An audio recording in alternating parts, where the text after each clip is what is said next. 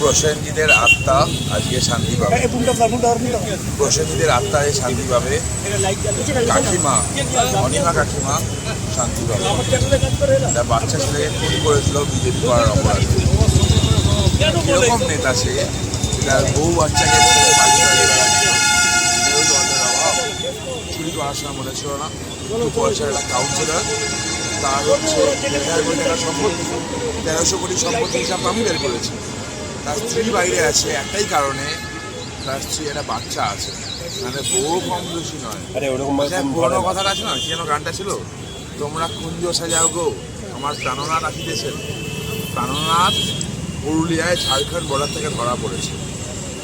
80 number change করেছে, phone বন্ধ করে রেখেছিল, বাড়ির সাথে যোগাযোগ করছে না। কীরকম বাবা সে? বাচ্চার খোঁজ পর্যন্ত নেয় না। এটাকে নেতা যারা শিরায় শিরায় গরম রক্ত, আমরা দেবরাজের চরম ভক্ত বলে ঘুরে বেড়াচ্ছ, তারা যে কোথায়? প্রথম দিন থেকে আমি যখন অভিযোগ করেছিলাম যারা চোর, মানুষের টাকা লুট করেছে, তারা আমাকে যারা অপোজ করেছিল তারা কোথায়?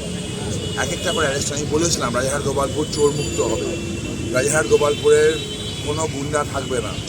যদি গুন্ডা কেউ হয় এখানকার, মানে ভগবান যদি কেউ হয় জনগণের ওপর কেউ থাকবে না। আমার সেই কথা আজও একই আছে, পুরনো কোনো গুন্ডা থাকবে না, নতুন কোনো গুন্ডা চলবে।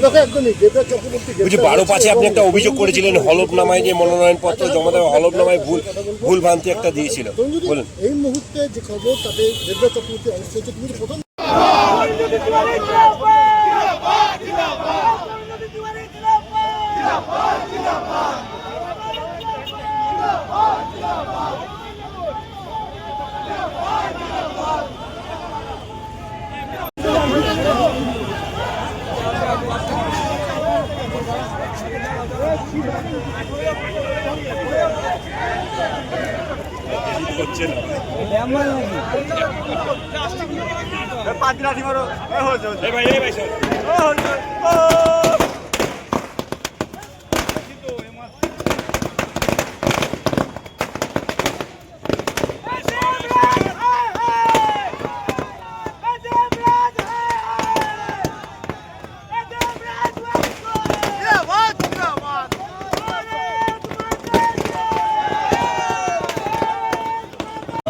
তুই ভাবিস না আমি অন্য কেউ, তুই ভাবিস না আমি অন্য কেউ না, তুই বহুত ভুলভাল কথাবার্তা বলিস, কম বল।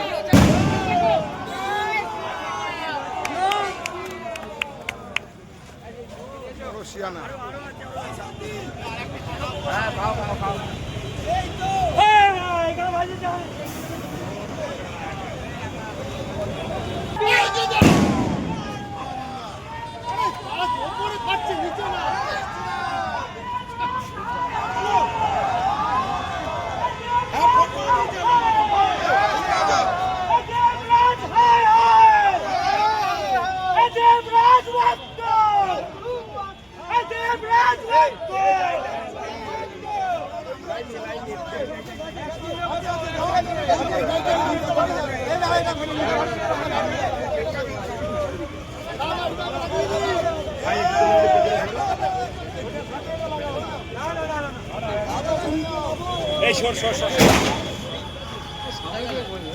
কোথায় গেল মালটা?